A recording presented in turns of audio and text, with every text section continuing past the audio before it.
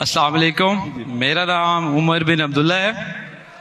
آج چونکہ ٹاپک قرآن پہ تھا اور اس کی آیات کے اوپر تھا، تو میرا سوال شاید کلیئرلی ابھی میں سمجھا نہ سکوں، کیونکہ میرا سوال مسلمانوں کے بارے میں یہ ہے کہ ہمارے پہ کوئی بھی حملہ دہشت گردی کا ہوتا ہے، کسی اداروں پہ، اسکول پہ یا پولیس پہ، تو اس میں قرآن کی ریفرنس ہی دے کے اس کو جہاد کا نام دیا جاتا ہے، اور ہمیں اس نام سے بڑی کنفیوژن پیدا ہو گئی ہے۔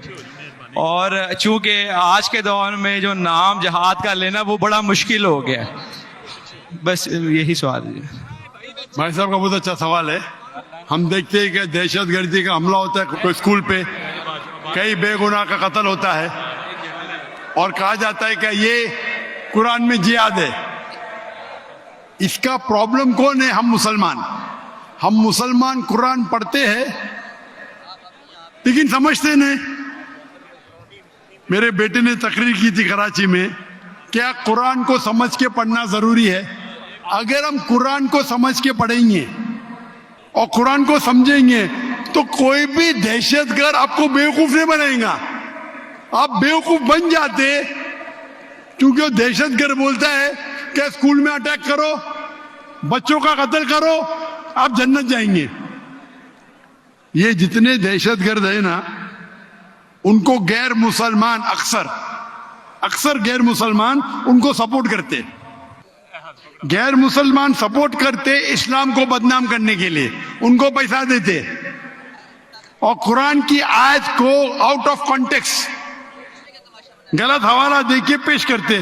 آپ اگر قرآن مجید کو سمجھ کے پڑھیں گے، میں نے تو تقریر میں کہا ہے، اگر ایک آیت ہر مسلمان جانے، سورہ مائدہ کی سورہ نمبر 5 آیت نمبر 32، اگر کوئی بھی بے گناہ کا آپ قتل کرتے، چاہے مسلم یا غیر مسلم، سوا قتل کے بدلے قتل، یا اگر زمین پہ فساد پیدا کر رہا ہے، یہ دو کے علاوہ اگر کوئی انسان مسلم یا غیر مسلم دوسرے کوئی انسان مسلم یا غیر مسلم کا قتل کرتا ہے، گویا کہ ساری انسانیت کا قتل کر رہا ہے۔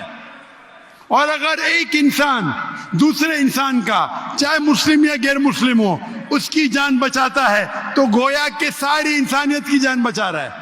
اگر یہ آیت آپ اپنے دماغ میں، ذہن میں رکھے تو کوئی بھی دہشت گرد آپ کو بیوقوف نہیں بنا سکتا ہے۔ غلطی کس کی؟ آپ کی۔ ڈاکٹر ذاکر نائک نے کہا ہم جا کے چیک کریں گے، گھر پہ جا کے کھولو سورہ مائدہ سورہ نمبر 5 آیت نمبر 32 ترجمہ پڑھو، اور آپ کو پتا ہے کہ قرآن میں کبھی بھی کانٹرڈکشن نہیں ہے، کبھی بھی ٹکرار نہیں ہے۔ تو ایک آیت آپ کے دماغ میں آپ یاد کر لو، کوئی بھی دہشت گرد آپ کو بیوقوف نہیں بنا سکتا ہے۔ غلطی کس کی؟ آپ کی۔ یہ غیر مسلمان کیا کرتے ہیں؟